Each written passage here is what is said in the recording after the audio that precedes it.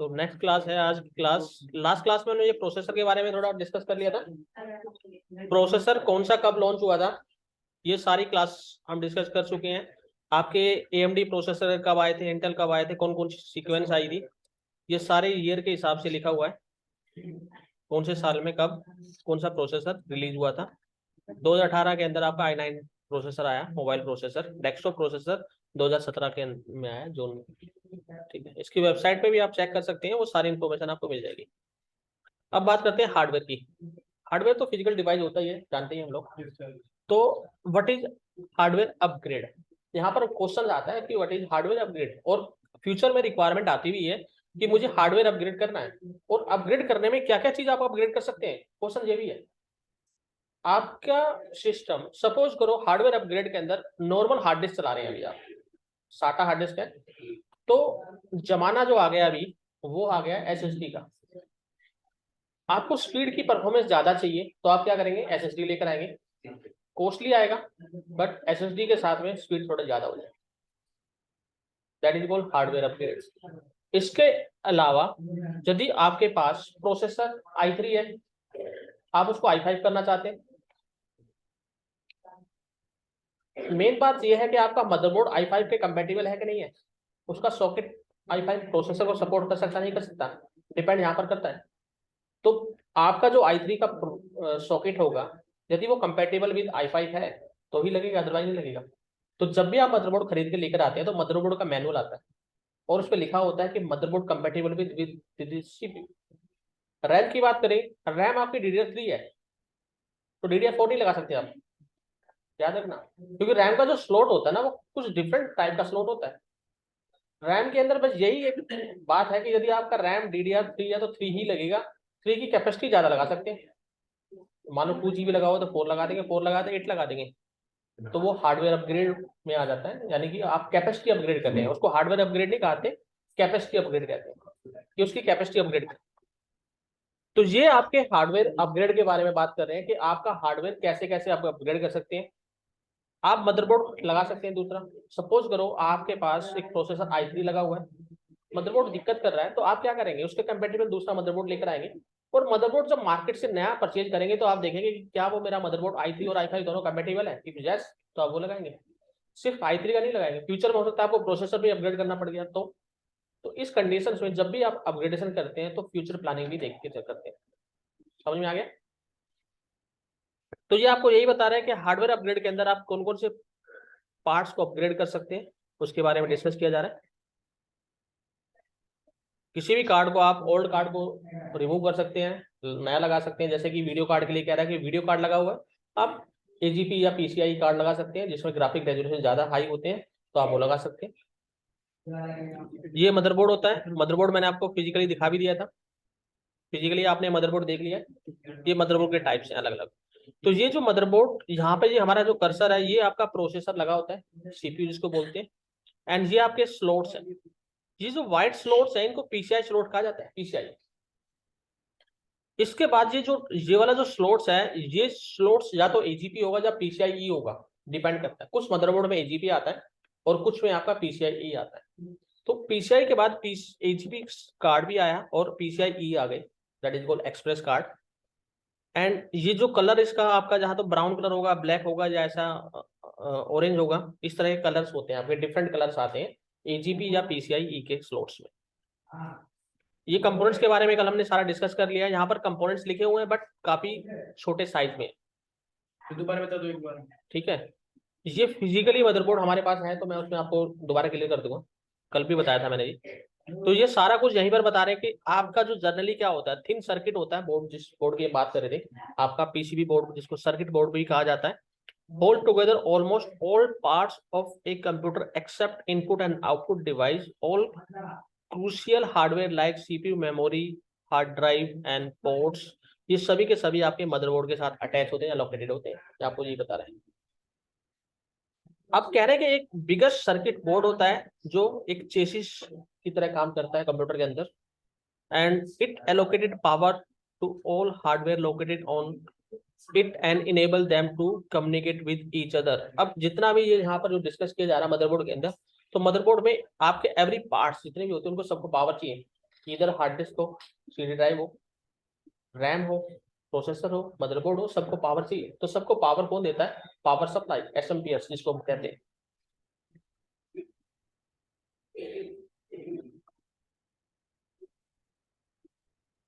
तो यहाँ पर कंपोनेंट की बात कर रहे हैं, वन बाय वन कंपोनेंट। कल हमने ये फिजिकली देखा था, आज हम इसको बुक के थ्रू पढ़ते हैं वन बाय वन। तो ये कह रहा है कि सीपीयू स्लॉट्स, सीपीयू स्लॉट्स आपके कुछ इस तरह के स्लॉट्स आते हैं। ये जो स्लॉट्स देख रहे हैं, जो व्हाइट कलर का जो स्लॉट्स, इसमें जो प्रोसेसर लगेगा वो पिन वाला प्रोसेसर लगता है, पिन वाले।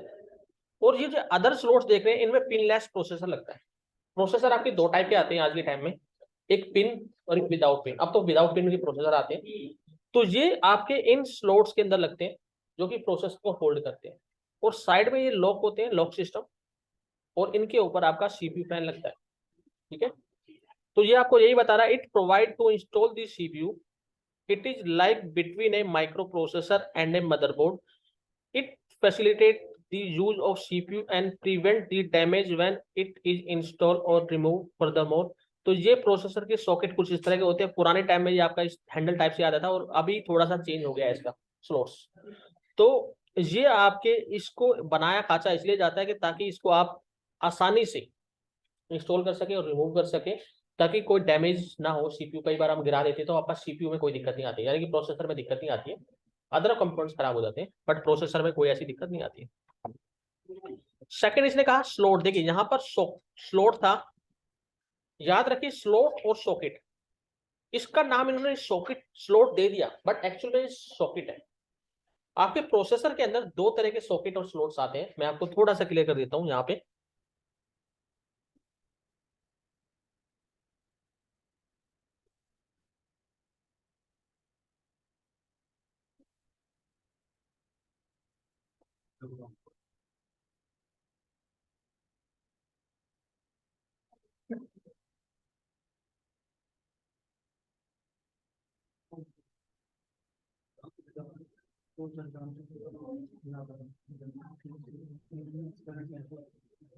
देखिए जब पेंटियम 2 प्रोसेसर आया था, तो पेंटियम 2 प्रोसेसर आपका कुछ ऐसा प्रोसेसर होता था।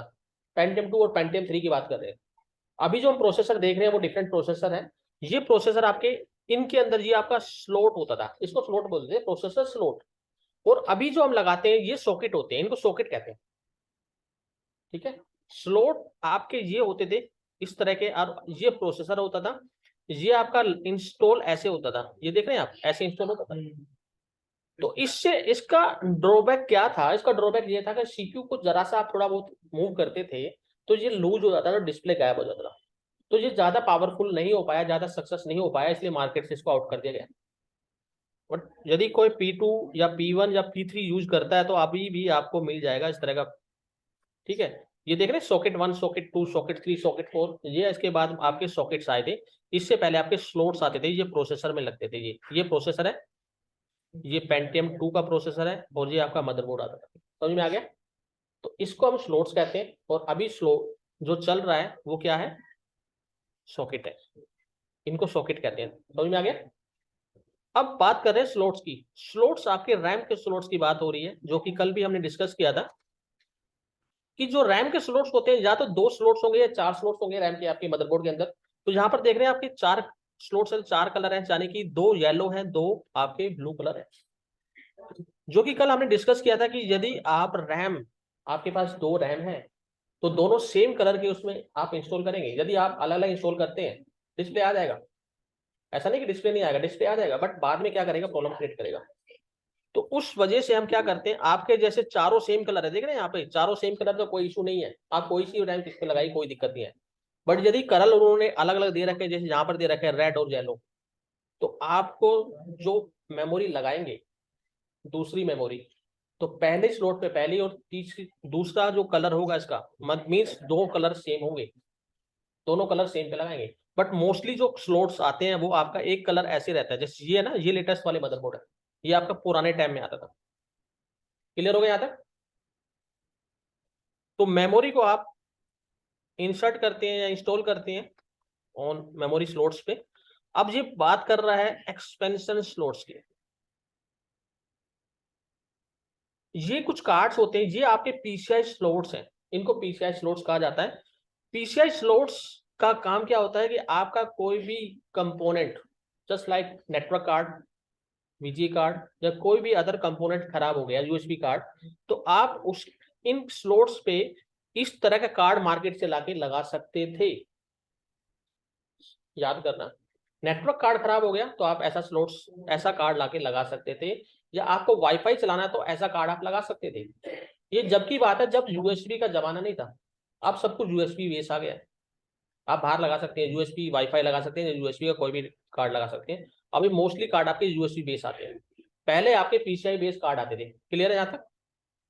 तो ये पीसीआई स्लॉट्स है और कार्ड आप इस तरह से इंस्टॉल करते हैं मदरबोर्ड के अंदर।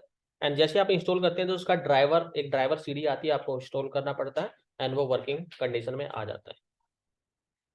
तो ये आपको यही बता रहा है कि expansion slots, it is also called the bus slots or expansion spot.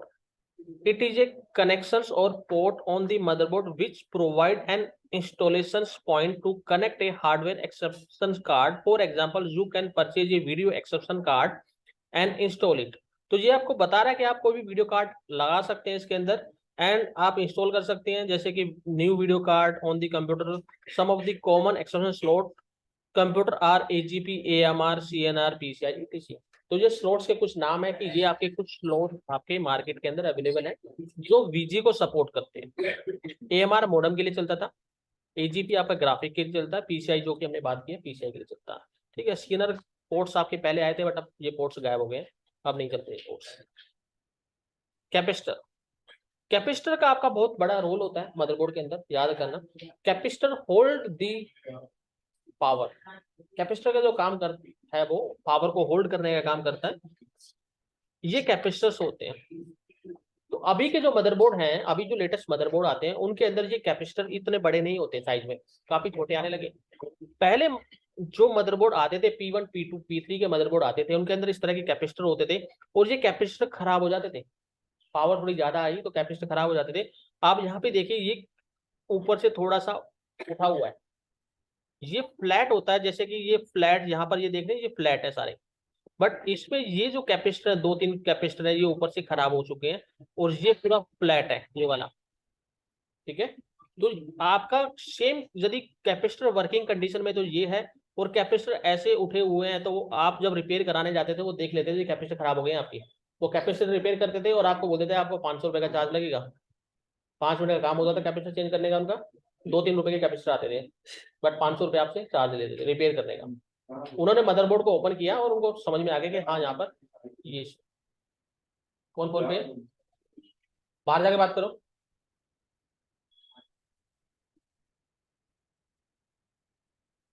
Coil, motherboard के अंदर कॉइल का भी अपना अलग फंक्शन होता है। कॉइल आपकी मैग्नेटिक की तरह काम करती है, ये हम ऑलरेडी डिस्कस भी कर चुके हैं।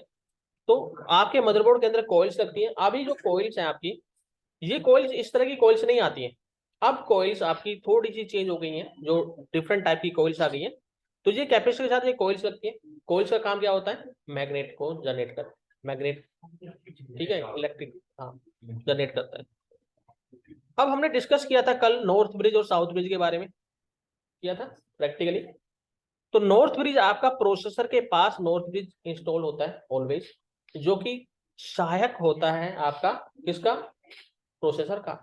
साउथ ब्रिज आपका दूर होता है जो पीछे स्लॉट के पास होता है, यही हमने कल डिस्कस किया था।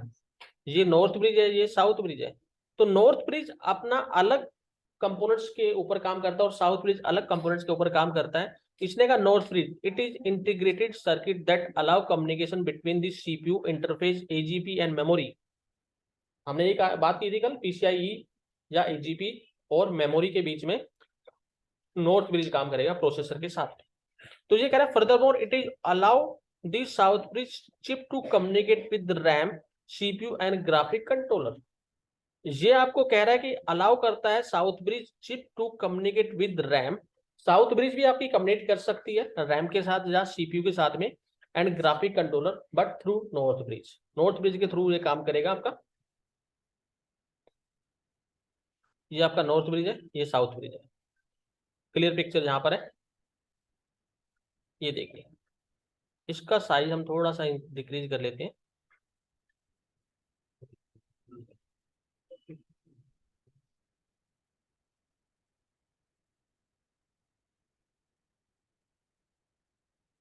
क्लियर दिख रहा है अभी? देखिए, सीपीयू सीपीयू किस हिसाब से काम कर रहा है, यहां से आपको थोड़ा क्लियर हो जाएगा कि सीपीयू आपका एफएसपी क्या होती है, आपकी फ्रंट साइड बस होती है बेसिकली।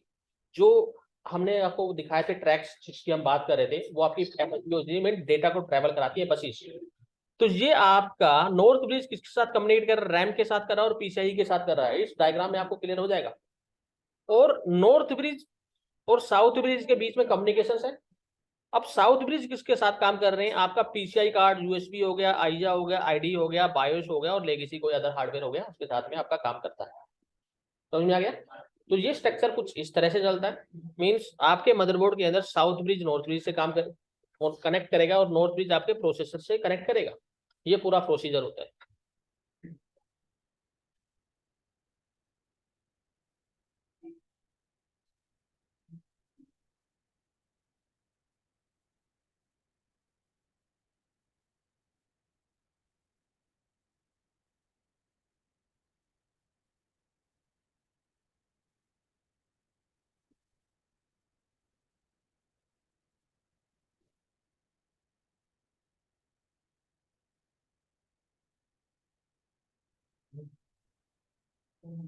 ये जो कल हमने डिस्कस कर लिए थे यूएसबी पोर्ट, आपके ये यूएसबी पोर्ट होते हैं।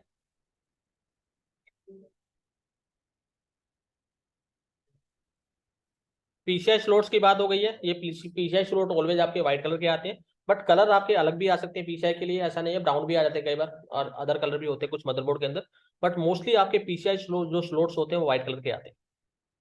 एजीपी एक्सेलेटेड ग्राफिक पोर्ट कहते हैं इसको। ये ग्राफिक कार्ड के लिए यहाँ पर इंस्टॉल होता था, पहले लगता था ये, अभी आपका पीसीआई आ गया उसकी जगह पर। हीट सिंक, हीट सिंक क्या करता है, जो भी प्रोसेसर या नॉर्थ ब्रिज और साउथ ब्रिज जो काम करती है उनके ऊपर हीट सिंक लगी होती है। ये नॉर्थ ब्रिज या साउथ ब्रिज के ऊपर हीट सिंक लगी हुई है। ये क्या करते हैं, जब भी आपका ये अपना वर्क करते हैं तो ये हीट हो जाते हैं, तो उसकी हीट को ऑब्जर्व करती है। बेसिकली हीट सिंक का काम होता है ऑब्जर्व करने का और उसको ठंडा रखती है। बट प्रोसेसर के ऊपर भी हीट सिंक लगी होती है, उसके ऊपर फैन भी लगा होता है, क्योंकि प्रोसेसर की जो फ्रिक्वेंसी होती है ज्यादा फास्ट होती है कंपेयर टू नॉर्थ ब्रिज और साउथ ब्रिज। तो प्रोसेसर की हीट ज्यादा होती है, तो उस पर हीट सिंक तो लगा होता है, बट हीट सिंक के ऊपर फैन भी लगा होता है कि हीट सिंक भी यदि गर्म हो जाए तो उसको ठंडा करने के लिए फैन काम करता है। ठीक है, तो उस हिसाब से उसके ऊपर फैन लगा होता है।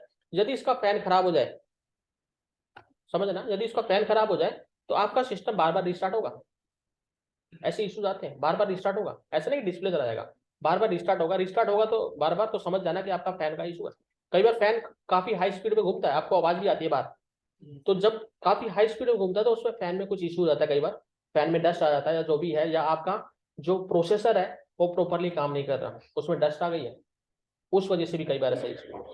तो आप क्या करते हैं, उसको नीट एंड क्लीन करते हैं, उसकी क्लीनिंग करते हैं और उसके बाद दोबारा इंस्टॉल करते हैं, सब नॉर्मल हो जाता है।